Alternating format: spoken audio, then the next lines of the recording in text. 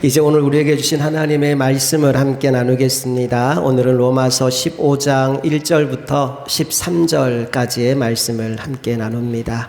로마서 15장 1절부터 13절까지 말씀 함께 보겠습니다. 믿음이 강한 우리는 마땅히 믿음이 약한 자의 약점을 담당하고 자기를 기쁘게 하지 아니할 것이라.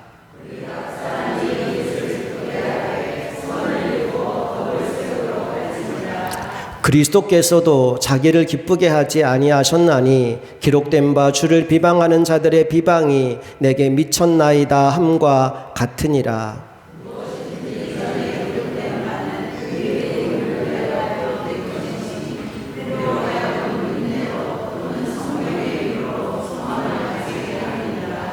이제 인내와 위로의 하나님이 너희로 그리스도 예수를 본받아 서로 뜻이 같게 하여 주사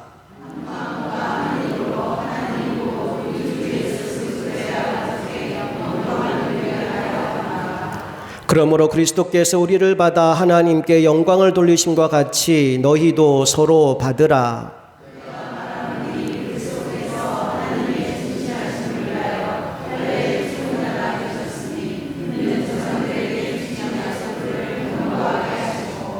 이방인들도 그 긍휼하심으로 말미암아 하나님께 영광을 돌리게 하려 하심이라. 기록된 바 그러므로 내가 열방 중에서 주께 감사하고 주의 이름을 찬송하리로다 함과 같으니라.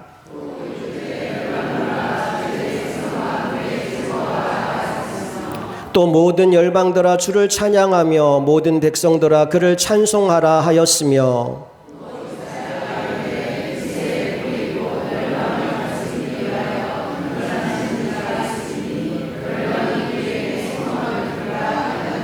함께 읽습니다. 소망의 하나님이 모든 기쁨과 평강을 믿음 안에서 너희에게 충만하게 하사 성령의 능력으로 소망이 넘치게 하시기를 원하노라. 아멘.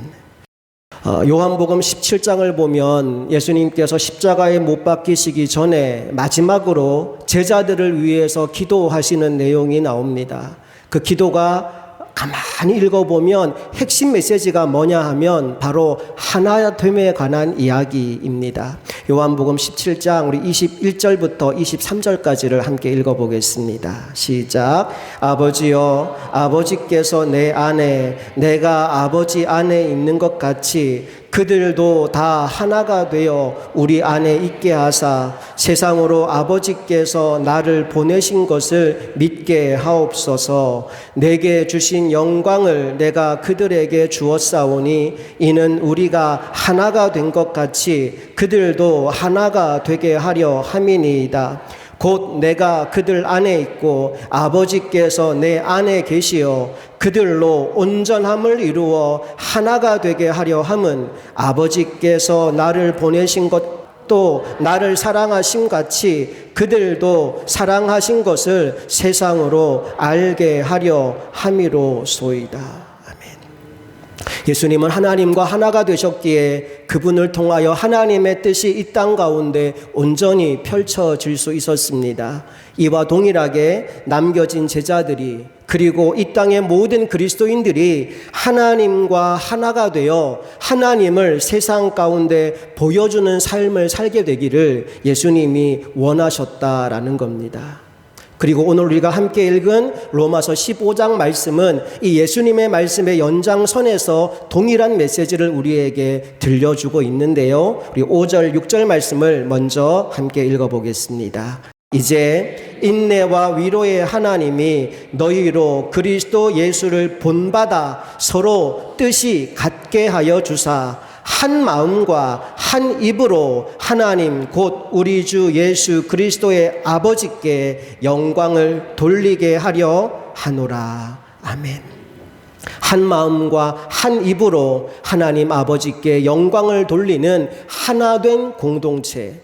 여러분, 그것이 지상의 교회가 추구해야 될 가장 중요한 목표가 되어야 한다는 겁니다. 우리 흥업교회가 그런 교회가 될 수 있기를 간절히 소망합니다.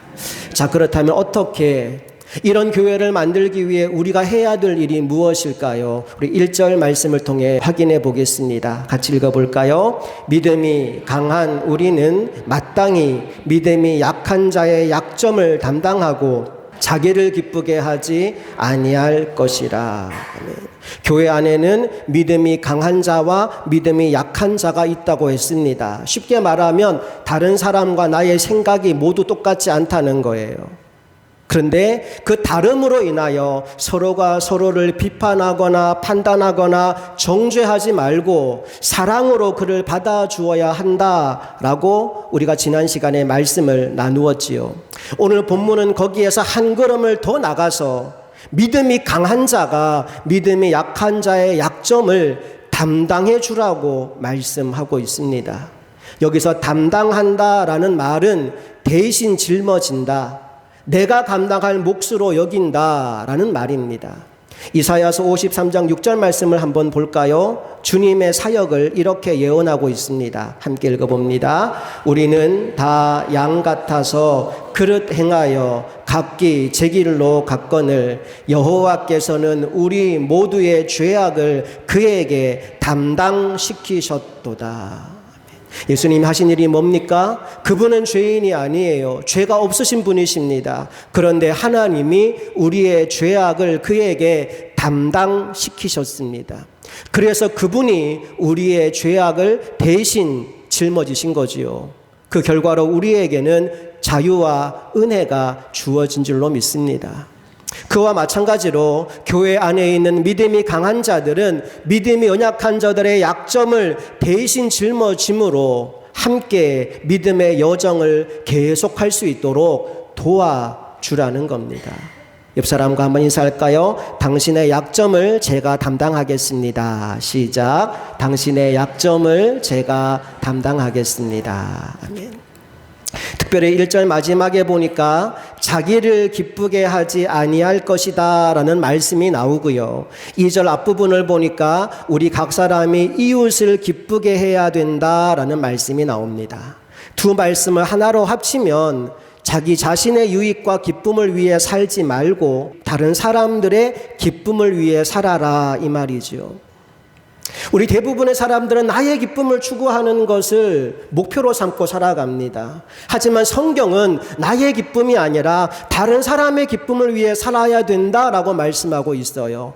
왜? 우리가 왜 나의 기쁨이 아니라 다른 사람의 기쁨을 위해 살아야 될까요? 2절 하반절 말씀을 보니까 선을 이루고 덕을 세우기 위해서다라고 말씀하고 있어요. 약간 좀 추상적입니다. 선을 이루고 덕을 세운다. 이게 도대체 어떤 의미일까? 감사하게도 고린도전서 10장 33절 말씀을 보니까 그 의미를 이렇게 풀어놓았습니다. 같이 스크린 보면서 읽어볼게요. 시작. 나와 같이 모든 일에 모든 사람을 기쁘게 하여 자신의 유익을 구하지 아니하고 많은 사람의 유익을 구하여 그들로 구원을 받게 하라. 앞부분이 똑같지요? 자신의 유익을 구하지 않고 다른 사람들의 기쁨을 위해서 살아라.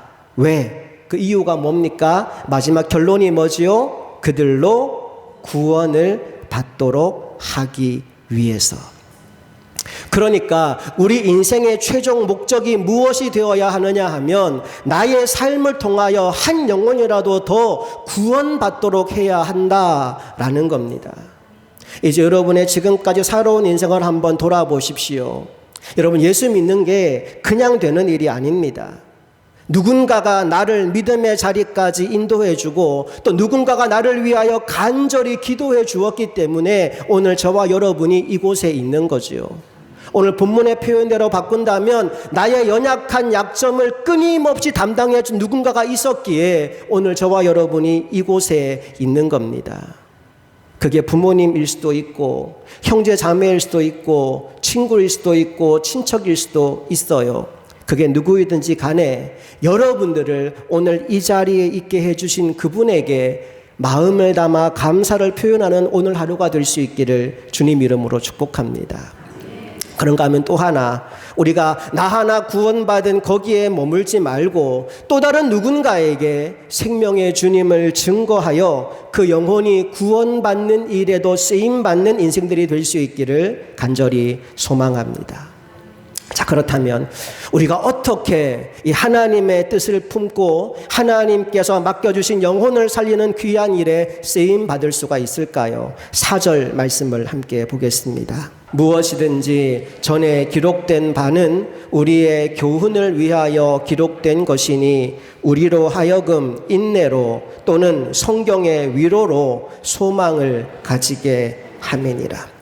결론은 말씀이에요. 여러분, 성경이 왜 기록된 겁니까? 우리의 교훈을 위하여 기록된 것이다 라고 말씀하고 있어요. 그리고 그 말씀은 우리로 하여금 인내하게 만들어 준다라고 합니다. 또 우리에게 위로를 준다라고 말씀하고 있어요.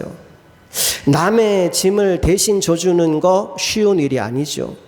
나는 끊임없이 사랑을 베푸는데 상대방은 내가 베푸는 사랑을 전혀 몰라주고 심지어 오히려 나를 괴롭고 힘들게만 만든다면 그 사람과 함께 믿음의 길을 가는 것이 결코 쉽지가 않습니다.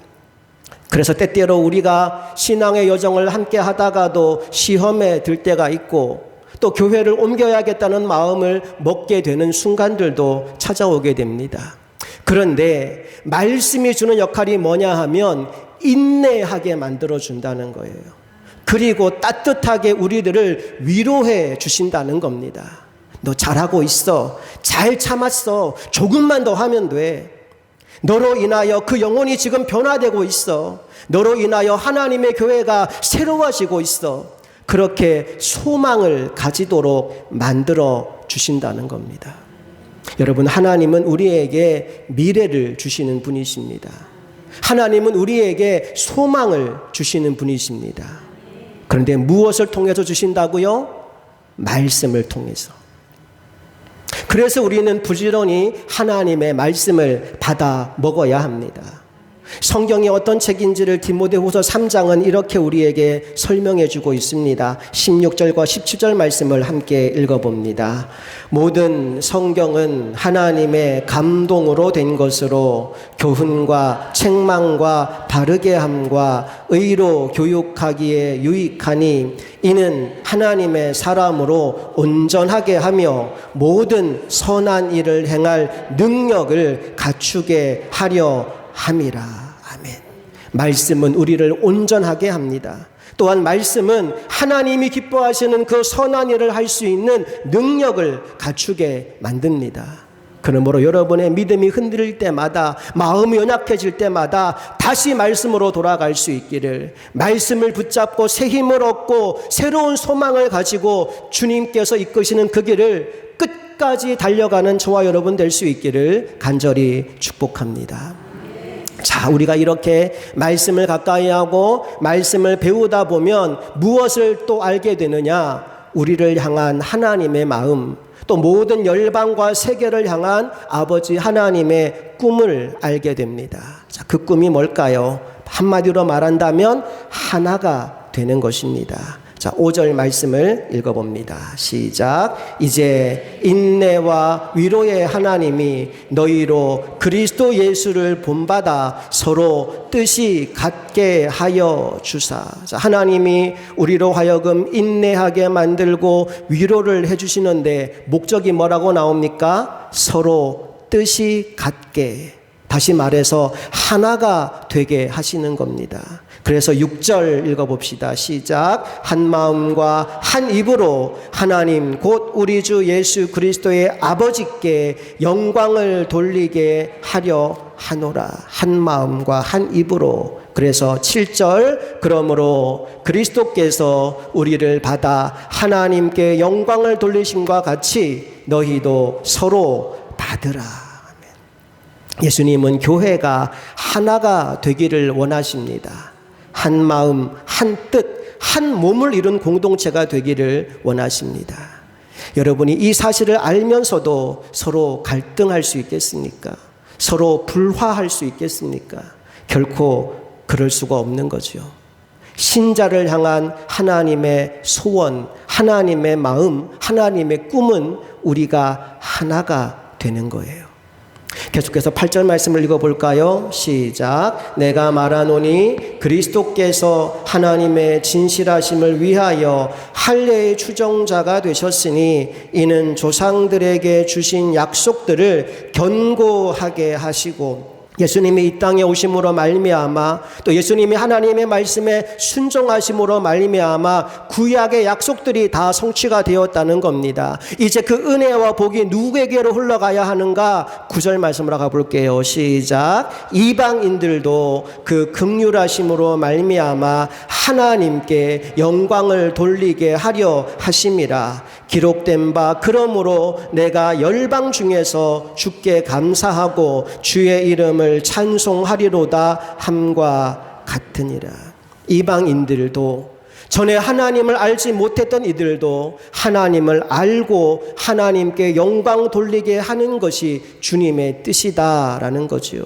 그래서 10절 읽어볼까요? 또 이르되 열방들아 주의 백성과 함께 즐거워하라 하였으며, 여기 열방들은 전에 이방인이었던 이들, 주의 백성은 먼저 믿은 이들입니다. 그들이 함께 즐거워하기를 원하시는 거죠. 11절 또 열방들아 주를 찬양하며 모든 백성들아 그를 찬송하라 하였으며, 이제 한 마음과 한 뜻이 되어서 함께 하나님을 찬양하는 그날이 오기를 소망하고 있는 겁니다. 12절 또 이사야가 이르되 이새의 뿔이 곧 열방을 다스리기 위하여 일어나시는 이가 있으리니 열방이 그에게 소망을 두리라 하였느니라. 여러분, 이것이 하나님의 꿈이라는 겁니다.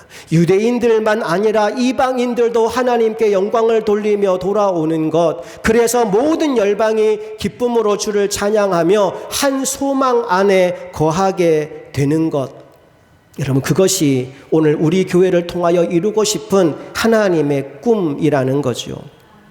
한마디로 말하면 바로 하나됨입니다. 교회의 하나됨, 열방의 하나됨. 이제 마지막 13절 말씀을 함께 읽어볼까요? 시작. 소망의 하나님이 모든 기쁨과 평강을 믿음 안에서 너희에게 충만하게 하사 성령의 능력으로 소망이 넘치게 하시기를 원하노라. 여러분, 오늘 본문 말씀을 가만히 보면요, 하나됨과 함께 반복되는 또 다른 단어가 하나 있습니다. 그 단어가 뭐냐? 바로 소망이라는 단어입니다. 12절 말씀을 보니까 열방이 그에게 소망을 두리라 라고 나와 있지요. 13절에서도 소망의 하나님, 그리고 소망이 넘치게 하기를 원하노라 라는 말씀이 나옵니다. 여러분, 하나님은 우리에게 미래를 주시는 분이십니다. 소망을 주시는 분이십니다.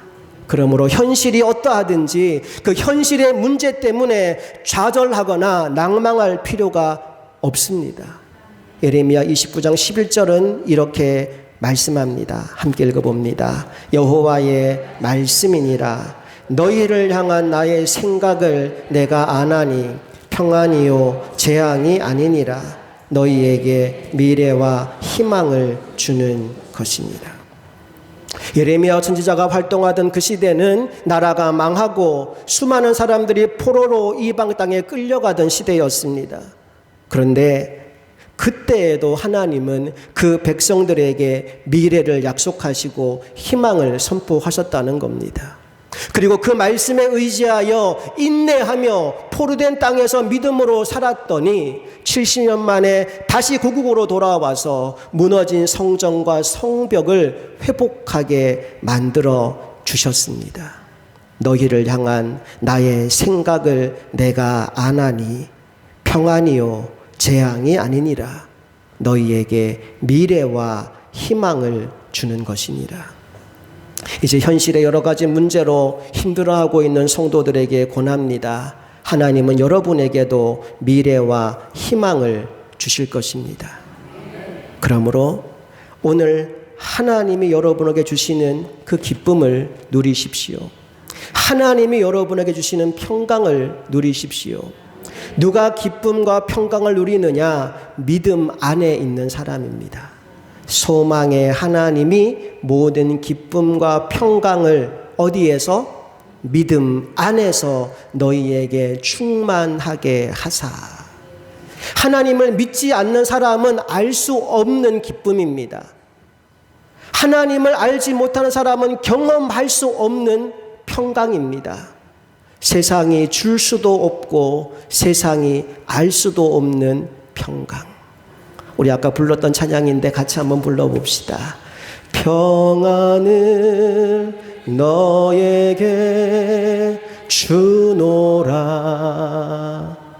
세상이 줄 수 없는, 세상이 알 수도 없는 평안, 평안, 평안, 평안을 내게 주노라. 기쁨을 너에게 주노라. 기쁨을 너에게 주노라. 세상이 줄 수 없는, 세상이 줄 수 없는, 세상이 알 수도 없는 기쁨, 기쁨, 기쁨, 기쁨을 내게 주노라. 아마도 세상 사람들은 그런 우리를 보며 당황할 거예요. 아니, 어떻게 당신은 그 상황에서도 기뻐할 수 있나요? 아니, 어떻게 당신은 그 상황에서 평안할 수 있지요? 그때 우리의 답은 하나입니다. 하나님이 나와 함께 하시기 때문입니다. 하나님이 나와 하나가 되었기 때문입니다. 이제 그 하나님이 당신과도 하나가 되기를 원합니다. 이 기쁨, 이 평강을 당신도 누리고 싶지 않습니까? 때를 얻든지 못 얻든지 그렇게 주님을 증거하며 살아가는 우리 모두가 될 수 있기를 간절히 소망합니다. 기도하겠습니다. 하나님 아버지, 하나님은 우리가 하나가 되고 열방이 하나가 되어 하나님을 찬양하는 그 날이 오기를 고대하고 있습니다. 아버지, 그 놀라운 하나님의 역사가 이루어지기 위하여 먼저 우리들이 하나가 되게 하여 주시옵소서. 나와 똑같은 사람이 한 사람도 없습니다. 나와 생각이 다르고 나와 말하는 것이 다르고 나와 목표하는 것이 다른 사람들이 함께 모여서 신앙의 길을 가다 보니 때로는 누군가의 말과 행동으로 상처를 받고 시험에 들 때도 있습니다. 그때마다 우리가 다시 말씀으로 돌아와서 말씀을 붙잡게 하시고 말씀으로 인내하게 하시고 말씀의 위로를 받게 하여 주셔서 주님이 주시는 소망을 품고 하나됨을 향하여 달려가는 백성들이 되게 하여 주시옵소서. 그렇게 믿음 안에서 하나님이 주시는 평강과 기쁨을 날마다 누리며 하나님께서 이루어가시는 그 놀라운 역사를 소망 가운데 경험하며 살아가는 우리들 모두가 될 수 있기를 소망하오니 주여, 한 사람 한 사람에게 하나님을 아는 지식과 하나님을 믿는 믿음이 날마다 더하여지게 하여 주옵소서. 우리 주 예수 그리스도의 이름으로 간절히 기도합니다. 아멘.